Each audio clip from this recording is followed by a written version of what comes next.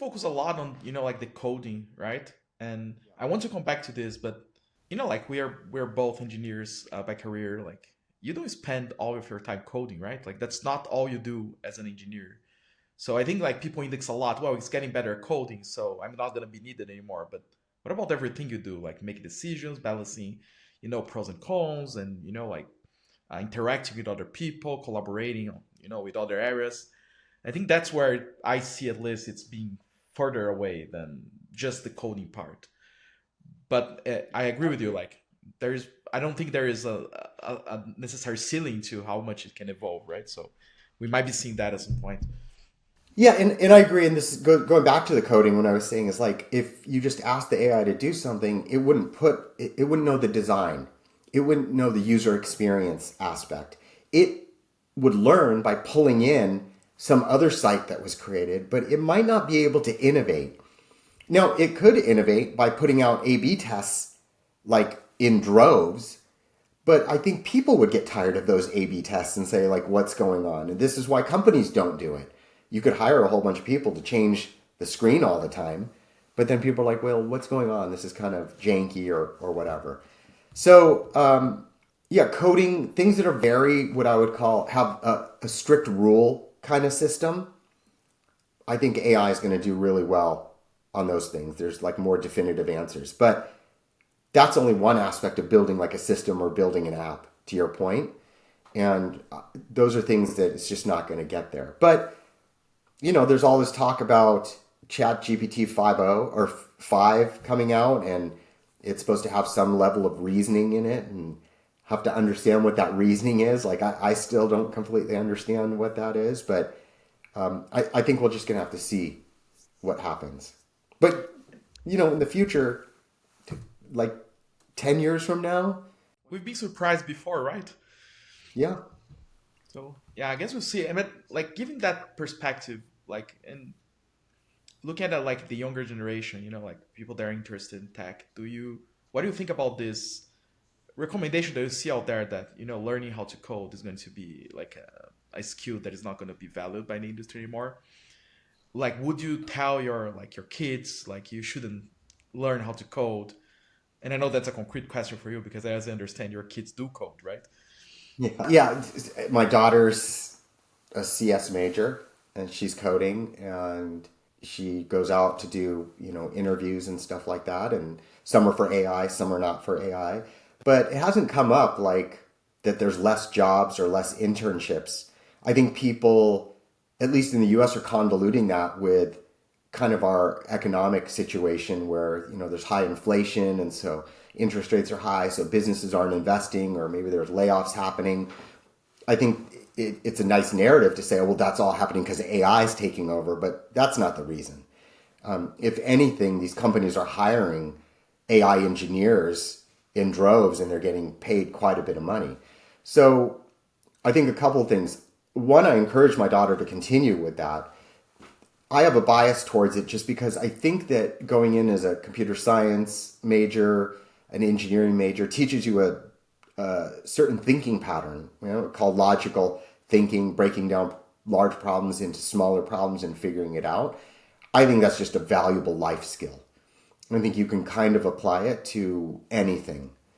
And, not to be too sterile about it, but it's like integration. If you keep going to a smaller and smaller integral, it looks like a very smooth curve. So things that might, oh, that's very artistic, but you take an engineering mind frame, well, I don't know, maybe I could create something very nice, if the limit goes to infinity.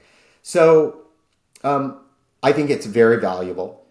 I do think that it is good, and I do tell her she should take some classes in like business and stuff just from a well-rounded standpoint, and this gives her some options on what might be out there. And I think the generation that's coming up, they might have to be on their toes a little bit on being able to more quickly change roles than maybe we have had to.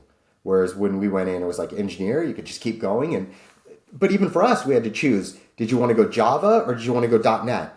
Did you want to go Windows operating system or Linux? And when you would go in an interview and someone said, oh, how long have you been doing this? You're like, 10 years. How long have you been doing Linux though? Oh, not long. Windows. Sorry. Oh, what just happened? Right. So I think that that is always going to be there. But going in, learning to think is going to be imperative because it'll allow us to go into, like I said before, more complex problems, how to break them apart, and then how to tackle them. Even if you were using AI is not at the level, I don't think, that you can just give it everything and it's going to break it apart. In fact, that's a lot of what I think prompt engineering is. It's, they're not saying it, but you're taking a bigger problem and you're breaking up in smaller prompts so that you get discrete information and then you stitch it all together. It's like a huge map reduce that's happening. So, no, I still think computer science is big. I would have people who are looking at it go into specialties, things like AI, as it applies to machine learning and really getting into the core of it. AI as it goes to like data analysis, because there's a lot there. There's a lot on synthetic data. How do we create data to train AI? And then also AI as it relates to maybe security. Security has always been at the forefront. And actually, if you were to say, the more technology we get to combat something, the more people get sophisticated on breaking it, and it keeps going up. So those are the areas that I kind of recommend. By the way, we haven't really even touched on robotics and mechanical engineering and things like that. Maybe even psychology and like how is that going to come into play? And neuroscience is really taken off. Quantum computing, which it's hovering out there. It's there, but we don't talk about it as much. But these companies like IBM and Google have been building bigger and bigger qubit systems, and you see that they can solve things like in amazing time. Those are areas also that I think we're going to need really smart people on. And that's not to say we don't need economists and artists and business people, right? We're going to always need those. And you could argue, if anything, they're going to be needed more, or they're maybe a little bit more protected, because back to where AI is, it's really good at the math. It's really good at the coding and very discrete rule things, whereas human interaction is not so rule-based.